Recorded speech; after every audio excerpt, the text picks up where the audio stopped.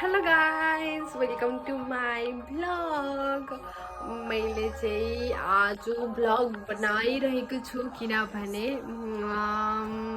I don't no त्यो बेला के हुन्छ कस्तो हुन्छ, बट हाम्रो चाहिँ के भइरहेको छ भन्दाखेरि नि यो जुन म होस्टेलमा बसिरहेको छु त्यो होस्टेल चाहिँ हाम्रो युनिभर्सिटीले बेचिसकेको छ।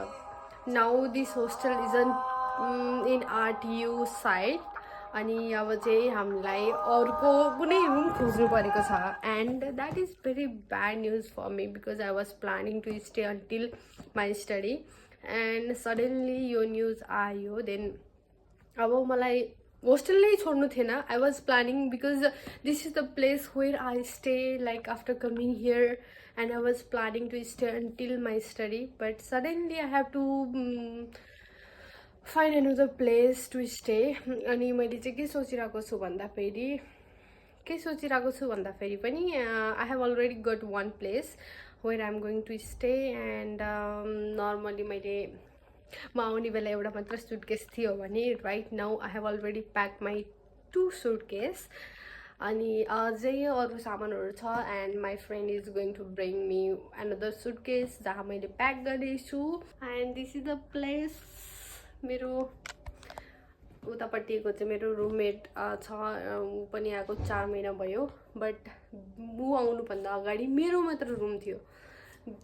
यो सबै मेरो घर मेरो रुम थियो, बट अब I have to leave this place. I don't know, यो चाहिँ मेरो room. I will miss this place भन्दा पनि I will miss my room.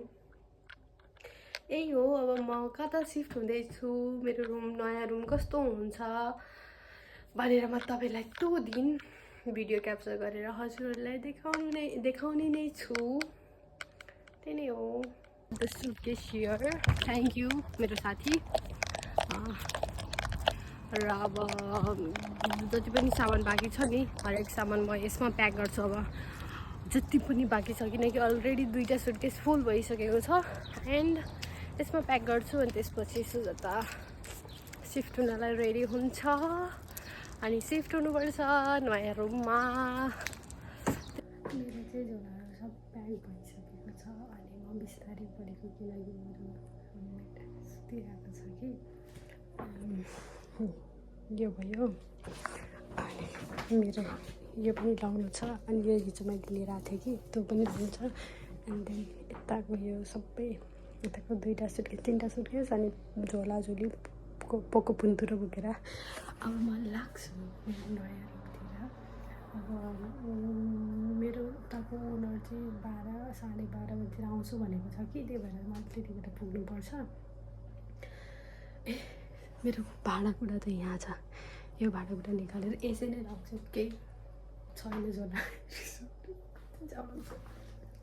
यसै नै जान्छु। ठिकै छ।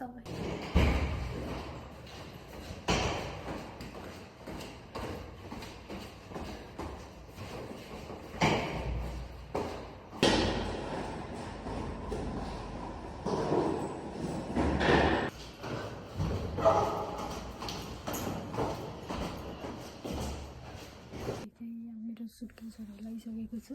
अब 2-3टा ब्याग छ बाँकी। अनि यो छ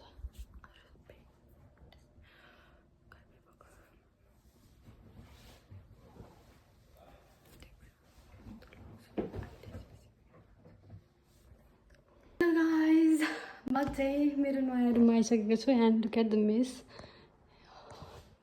यहाँबाटको भ्यू, बाहिरको भ्यू। वाह क्या सीन है, वाह क्या सीन है। ओ माय गॉड, मेरो शरीर यति थाकेको छ नि। थक गई भाइ साहब। बेही सामान नि मैले मेरो उता रुमबाट नि 5th फ्लोरबाट तल लिएर आएको। अनि म अहिले जहाँ यहाँ आएको छु नि यहाँ पनि त्यही हो, तलबाट माथिसम्म। थ्याङ्क गड कि यहाँको ओनरले चाहिँ मलाई हेल्प गर्नुभयो, अदरवाइज मसँग यति मेरो खुट्टा कामिसकेको थियो कि।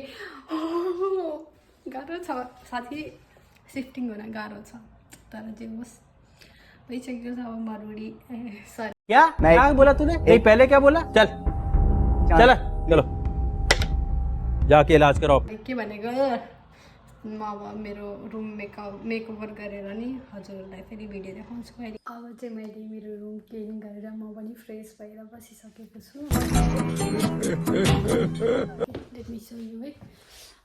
यो विन्डो साइड यो ऐना हो, त्यो ऐना मैले राख्नै छ तर अहिले एकछिनमा राख्छु। अनि त्यसपछि मेरो बेड भइहाल्यो अनि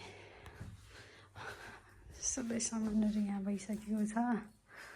अनि त्यसपछि यो सुटकेसहरू साथीको सुटकेस रिटर्न दिनुपर्ने हुन्छ। अनि अब अरू चाहिँ नदेखाउँ ल। यतापट्टि चाहिँ मेरो धुने कपडाहरू लन्ड्रीको लागि अब अनि यो भइहाल्यो। सबै सेट गरिसकेको छु मैले। यो पनि सबै सेट भइसकेको छ। यहाँ सब ट्यामडुम भइसकेको छ। अब यही हो मेरो नयाँ रुम। अनि हजुर भनिसकेँ किन म रुम सरेको के कारणले भनेर भनिसकेँ। ठिक छ, यति भन्दै म मेरो भिडियो इन्ड गर्न चाहन्छु। By by. माया गरिदिनु होला सबैजनाले मेरो भिडियोलाई। अनि केही गल्ती बोल्यो भने सरी। त्यही हो, कसैलाई लात्भिया आउनु मन छ भने कन्ट्याक्ट गर्दा हुन्छ। अनि म लात्भियाको के कस्तो छ लात्भियामा मैले बुझेअनुसार चाहिँ I will make a video and I will upload. So wait गर्नु होला। यति भन्दै बाई, चाउ।